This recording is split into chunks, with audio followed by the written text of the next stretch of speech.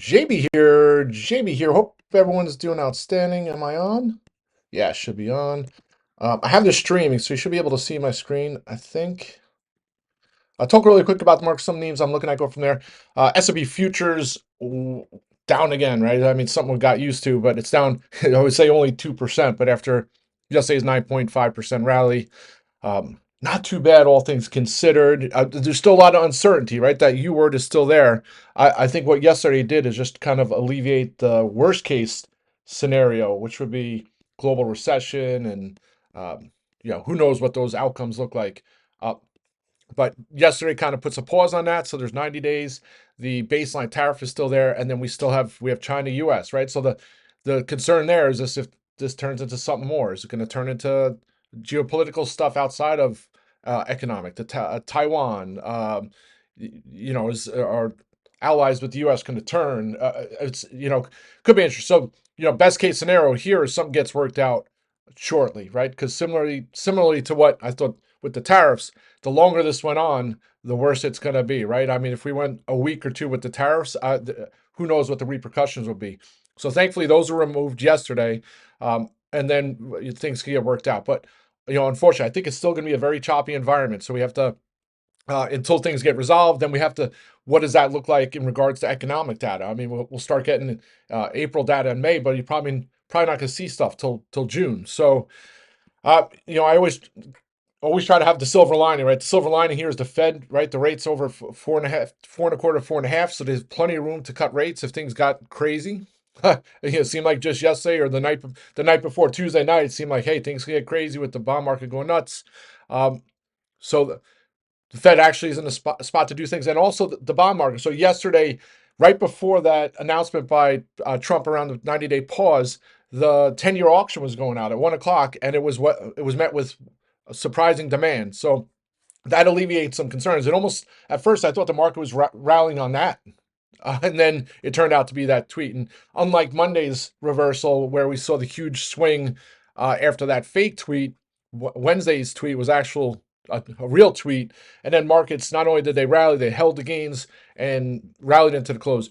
Funny, I hate to, I'm not sitting here to pat myself on the back, but my support resistance line again played out all the way up to the highs yesterday. So I think we're probably in the next couple of days will trade between 525 and 548 or so on a SPY. If we break under that 525, and I put 525 only because that's the highs we hit Monday, Tuesday, Wednesday. Oh no, Friday, Monday, Tuesday. So if we break under that, I'm not going to say I'm not going to get put hedges, but I'll probably be more apt to try and play bounce as opposed to doing that. But that's certainly an area of interest if we do break down. You pull it out. I think, I was saying yesterday on the rant, I think it removes the possibility of that 440 test on the SPY. Who knows, right? Nothing's certain, but I mean, it looked like it was almost a foregone conclusion if there was no update on this tariff scenario. All right, so that's the overall markets. Amount of stock trading over there, 200-day moving average on the SPY shot up nearly 70%. So now you have 32% of the stocks on the S&P trading over the 200-day moving. So that's a good sign. Hopefully that trend continues. And then the VIX, I mean, reversing course down 35%, but it's still over 30 here today, right? It's at 36.83. So got to see that start to come out, some of the fear to come out. Otherwise, maybe some issues, right? All right, so that's overall market. Overall market. So now individual names. So I had it on the watch list yesterday morning, kind of the plan. Locked some of my some more of my SQQQ calls in, held a few, and then that was a hedge, right? So it allowed me to hold some call positions as opposed to locking the call positions in, and then you miss out on the huge squeezes, which what happened. I'll continue to look at SQQQ as a hedge, right? If the market breaks 525 on a SPY today, maybe I'll look to nibble some more. But I think it offers a great kind of like not only as a hedge, but peace of mind, right? Be able to sleep overnight when you see things tumble. You say, at least I'm not going to lose my butt. And if the proverbial shit hits the fan, you may do out really well. So I'll continue to hold those. I don't know if that environment's going to return, but again, nothing's certain. My two factors, I think, one, the geopolitical things like with Taiwan and China, that would be a huge deal. And then the U.S. debt downgrade, right? You got to think that's coming at some point. I mean, Fitch downgraded China's debt in the midst of all the craziness. I think it was Monday. So I mean, just That's one thing I would worry about. All right, so that's overall market. So now individual names. So I was looking for some bounce plays yesterday. It's tough to find bounce plays when the premiums are so elevated. Intel looked like an interesting name on a risk reward basis with all the other chip names going. Got those Intel calls, and we got the spike in the afternoon. I was able to close them out for 100%. I held the rest.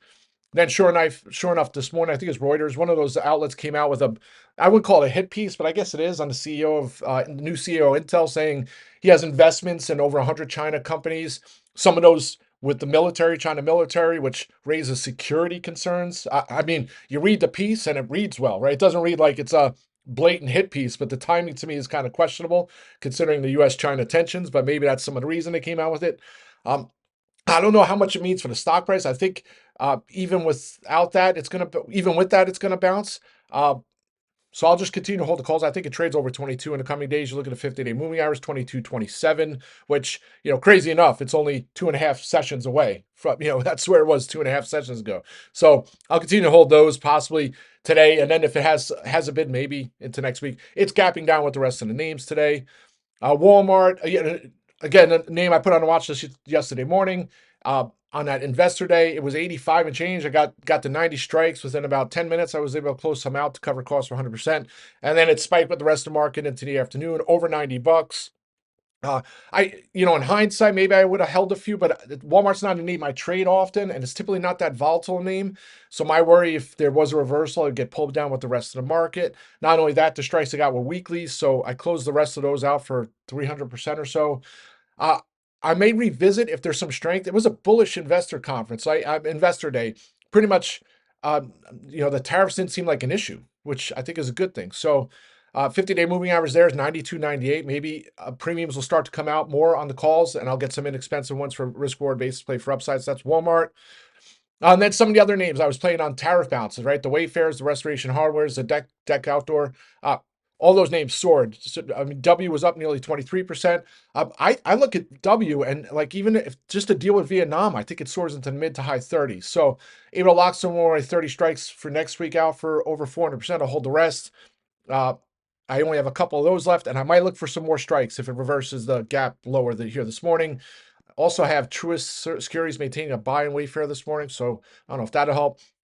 Same with Decker. Decker back from the dead or back from the grave, I guess, with my calls. But I figured if there was any kind of announcement, Deck would rally. I mean, the thing's been cut more than half over the last month and a half. So that one bounced up 14%. I was able to close some of my calls out for 300%. I'll hold the rest. I think it trades over 120 in the coming days. Have some time here. Also of note, don't forget markets close next Friday.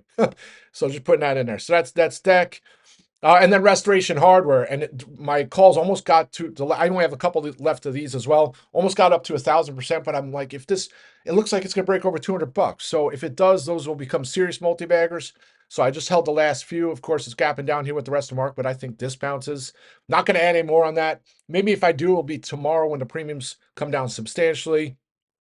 And then some other names. So ROKU, still on my ROKU 75s. Those came close to me in a double late in the afternoon before pulling back.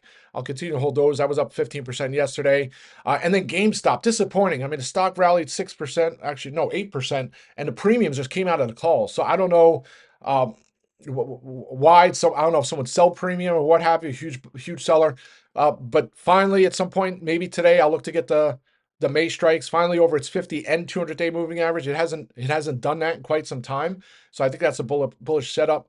And then, like I keep saying on a watch list, I'm going to continue to keep things small, be nimble, find names that might have decent risk reward, inexpensive contracts, as opposed to trying to, I'm certainly not going to be in a position, looking to load the boat. If you were reading the headlines Tuesday night into Wednesday, you'd be like, oh my gosh, this is we're certain market's gonna crash. The bond market's broken. China's selling treasuries. There was a whole narrative created into Wednesday, and I mean I think that's some of the reason why Jamie Dimon came on his interview with Maria Bartiromo or whoever her name is, and I think Trump was watching that, and I think he got a little worried that I was saying with the yields. I mean the bond market, it can come to a point of no return, right? I mean that's you could. I'm not saying he is, but maybe he thought he was able to control the market somewhat. And then once things get out of hand, I mean, things get nuts, right? Things break. And that's when some of these instruments break. It's not good, right?